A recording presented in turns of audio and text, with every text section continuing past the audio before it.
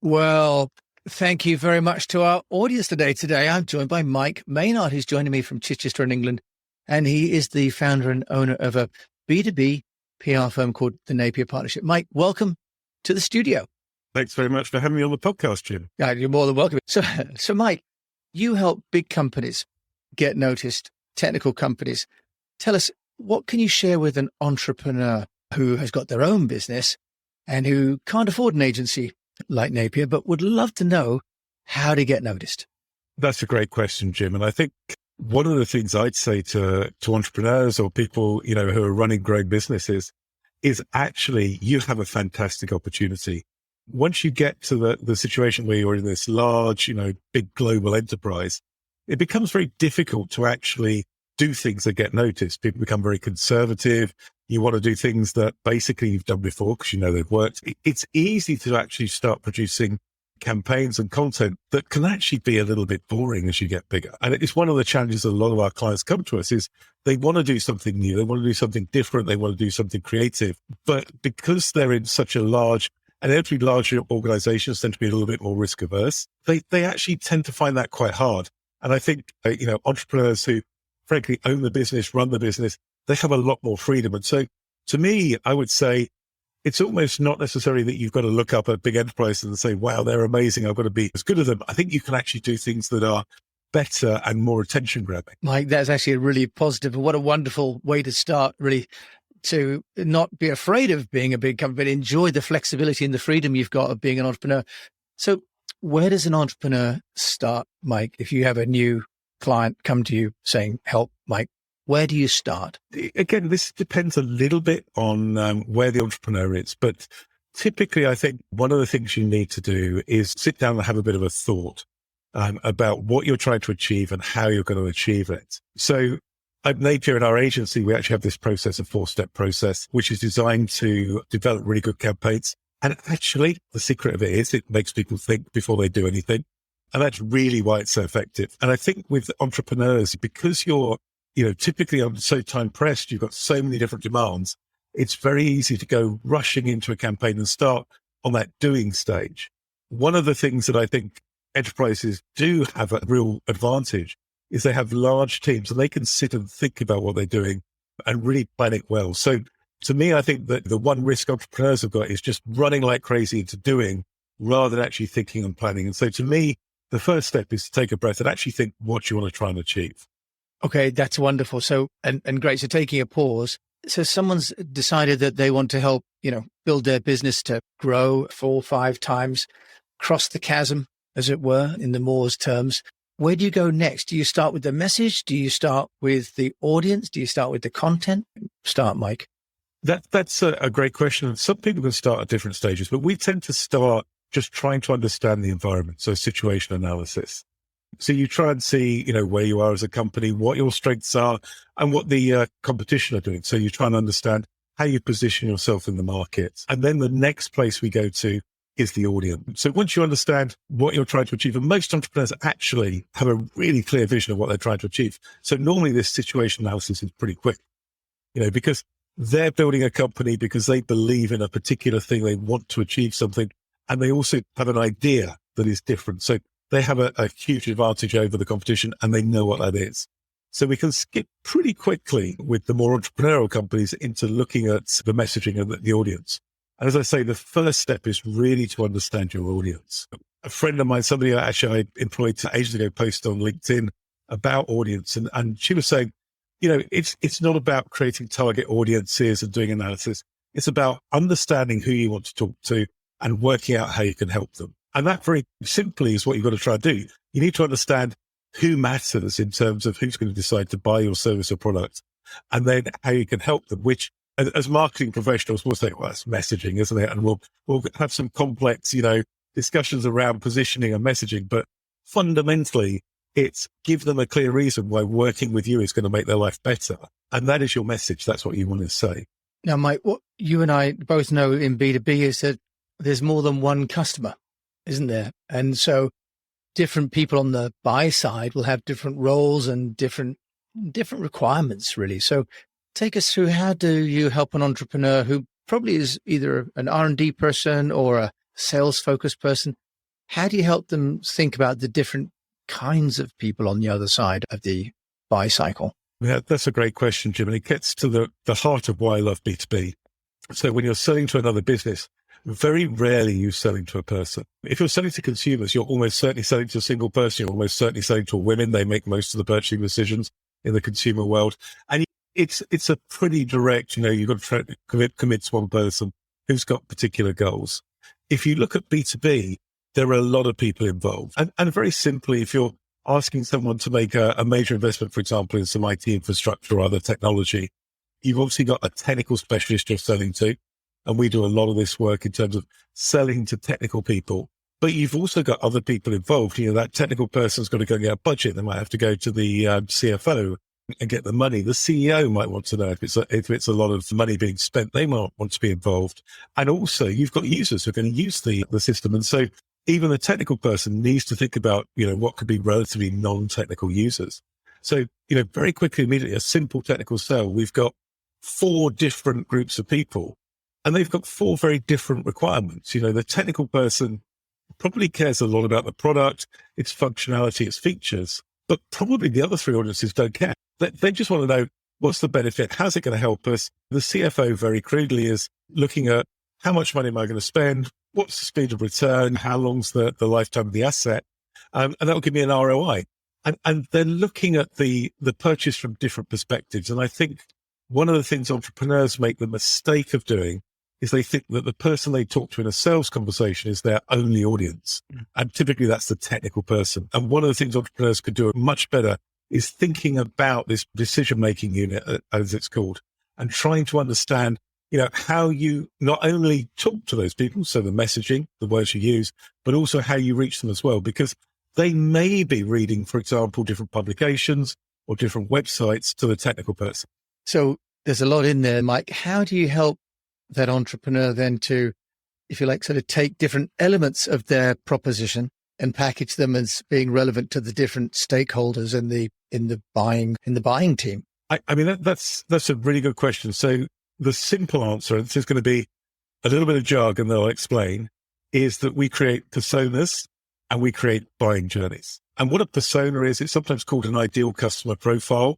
It's basically a description of the person you're trying to reach. So that could be a description of the technical person. It could be a description of the non-technical influencers. So if we look at that example I had for it, we can look at the CFO. So the chief financial officer, in terms of a persona, he's probably not interested in the technology. He's probably very interested in return on investment. He's probably very interested in terms of the total initial cost, and probably also understands things like operating costs. So any ongoing costs that are involved. So that CFO's got very specific interests. The CEO, if he's signing off on it, probably one of the big things that the CEO might care about is they don't want it to go wrong. They don't want to have a situation where the CEO is seen as associated with a big technical investment, the technical investment goes wrong, because that's an embarrassing, and whether it's just the employees or the customers, or, if they're a larger company, the shareholders get to know the CEO's made a bad decision, they can be very risk averse. So we build these personas that describe what drives each individual that's involved, and in particular, what makes them look good, what makes them look bad within their organization. And that's interesting. That's very different from a consumer persona, where consumers are much more about, what motivates them, what interests them. Quite often in B2B, it's about what they're afraid of, what risk they need to mitigate. So, that's really interesting. And then what we do is we look at the process they go through when they buy. And so that's called a buying journey. And we basically build a model of the kind of steps they might walk through before they agree to purchase a particular product. Mike, do you use software for that, or is it on Excel? Any tools that you can recommend? So that's really interesting. There are tools to build personas, and HubSpot has actually quite a good persona tool. It's a little bit skewed towards consumer. And there are tools for buying journeys, but typically we tend to use things like Word for the persona creation, and then PowerPoint to kind of show a buying journey. And the reason is we can then build it specifically around our particular client. So some clients may have special problems that are involved. So, for example, we work with clients that make sensors that go into food manufacture, and clearly there's a lot of issues around. And so safety might be a key issue for that particular client. For other clients, the product really isn't safety critical. So that's not the case. So actually just building that persona in Word works really well. I have to be honest, using the tools is great if you're looking for inspiration, because they can give you some ideas of things like the questions to ask. Yeah, they give some structure, don't they? And in some of them, like these avatar creators, they output nice images that you could then put, but it's kind of an additional expense maybe for people that's not necessary. So Mike, what about the kinds of outreach to media? And the challenge that most sort of SMEs have is that they're not really big enough yet to attract the attention of the publisher. And maybe they don't have a PR firm to have those relationships in place already. How do you help clients? I know you work with bigger ones, but how do you suggest that entrepreneurs manage to get noticed without necessarily having the relationships in place with the big media? So the interesting thing is, even the big clients struggle to get into the publications they want to get into. They still get told that their story isn't interesting enough. And so I think the important thing to understand is, whatever you're doing, you've got to think about who you're trying to reach and why that's going to be interesting to the readers of a particular publication or viewers of a TV show or whatever it is.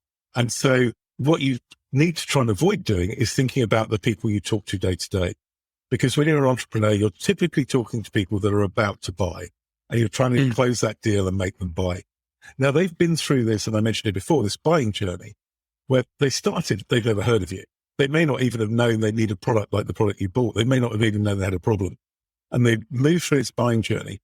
And typically, if you look at things like PR is about reaching people at the top of that journey. So it's about reaching people who maybe don't have a problem.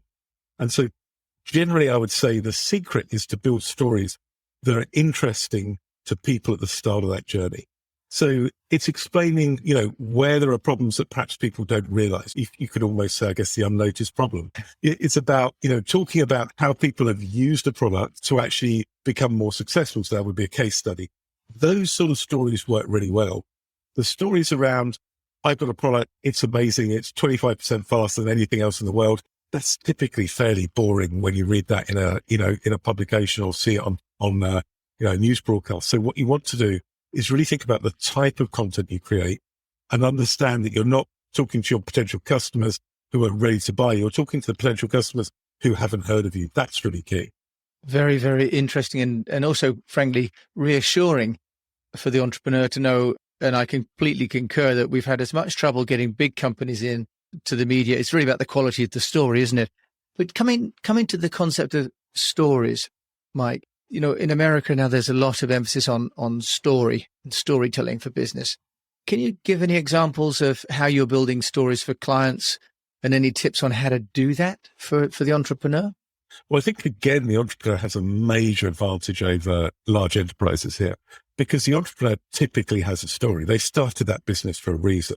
And it could be because they had a problem and nobody fixed it, so that they built the solution. And it could be that they actually really cared about something, or they're really interested in something.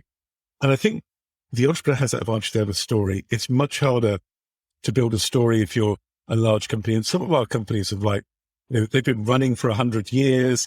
They've got hundreds of thousands of employees. It's really hard to come up with a clear, cohesive story, particularly when that company could have a huge number of different business divisions. When you're focused and clear, I think you've got this benefit that you know what the story is. And to me, there's a couple of things that entrepreneurs do that kind of hold them back. I think one is probably failing to be completely honest about what the story is and frankly, trying to be too corporate. So I would say that entrepreneurs really need to be very direct and open about why they started the business, the reason for the business to be there, and what it's doing with customers. And then the second thing is that I think entrepreneurs try to go into sales. And we talked about this earlier. PR really is not the thing you do when you're trying to necessarily close a deal. It's very much trying to get people to start being interested in your company, perhaps go to the website, perhaps start making inquiries. And so it's that top of the funnel kind of interest as we talk. So tell the story to the people who aren't wondering whether to buy your product or your competitors. Tell it the story to the people who perhaps know they've got a problem, but can't quite say exactly what that problem is. Or they know what the problem is, but they're not quite sure how to solve it. And talk about these kind of more generic problems and solutions rather than trying to get specifically into your product. And if you start doing that, you'll be seen as being the expert in your field. And that will be great PR because people want to come to you because they believe you understand them. Right. That's really wonderful. Really lots of interesting points in there. One of them I'd like to just take on with you there is just about the content types, because you've talked about narrative and stories, which is fantastic. A lot of people also focus on text, on writing a press release. Any guidance, Mike, on formats, content types for the entrepreneur? I love that question, Jim, because normally it's the go-to for PR, isn't it? People want to do some media relations campaigns, they write a press release. And what I think most entrepreneurs don't realize is that the press release isn't the end. The press release actually is the beginning of our challenge because we've then got to sell that into the media. And a release is merely a tool or a framework to sell a story into the media. It's not the thing that actually does it. So I would say to entrepreneurs, don't get hung up on writing press releases. And actually, if you look, we work at an engineering sector. It's very technical. We tend to have quite long, detailed press releases. If you go and look at the press releases for EasyJet, for example, they look nothing like a formal press release. So I think the first place to start is a story. How you communicate that, I think, is less important. When we talk to clients, whether they're smaller companies or whether they're big enterprises, we actually don't really talk about tactics particularly. So we're not really talking about, we're going to do a press release, we're going to do a case study. We're talking more about content generation and content distribution. And so I think for an entrepreneur, what you've got to think about is what can you say that's interesting to someone, and particularly interesting to that person at the top of the funnel who doesn't know you and maybe doesn't know they've got a problem. What are you going to say? What's that thing you want to tell them to help them? And then from that, you should look at, what's the best way to tell it? And that could be a press release. It could be an article. It could be an interview. It could be a video. It could be an infographic. But you should really drive that from what you're trying to achieve rather than say, I need PR because PR is going to grow my business. So I'm going to do a press release and that will solve all my problems, because that really won't work. No, but this sort of multi-content, multi-format, and presumably from what you say, Mike, entrepreneurs don't have to worry about it all being super high polish either, which is the other challenge often that entrepreneurs say, I haven't got the money to make good content. What would you say to that? Yeah, and I think good content doesn't necessarily cost money. Flashy content might cost money, but good content doesn't. And so one of the amazing things about PR for entrepreneurs is that you can have a press release that is frankly substandard, but if you've got a great story, the journalist is going to cover that, and the journalist is going to make it look every bit as good as the competitor that's 1,000 times bigger than you. So I would say, trying to be too constricted by preconceived ideas of how you write a press release, what should be in a press release, what's the structure, what's the layout, that's actually a bad thing. That's going to take away from the story. And the most important thing you want to do in PR is to communicate a story to people who could be your customers through a journalist. I mean, that's all you're trying to do. So you're not trying to create the world's best press release. You're not trying to, have a particular format or get the world's greatest boilerplate. Nobody reads boilerplates anyway, so that doesn't matter. It's really about the story. And I would say to entrepreneurs, again, focus on the story. Mike, thank you so much for sharing your insights today on how PR can work and a little bit about your story, which is also great. If you want to find out more about you, how can they do that? So if people want to find out about me, they can obviously find me on LinkedIn. I'm the only Mike Maynard at Napier. They can visit our website, which is napierb2b.com. Or if anybody's got any questions, want to ask me anything, I love talking to people about marketing, as you've probably gathered. So just send me an email. I'm just Mike at napierb2b.com. Mike Maynard, thank you so much for joining me on the UnNoticed Entrepreneur today. Thank you so much. Thanks, Jim.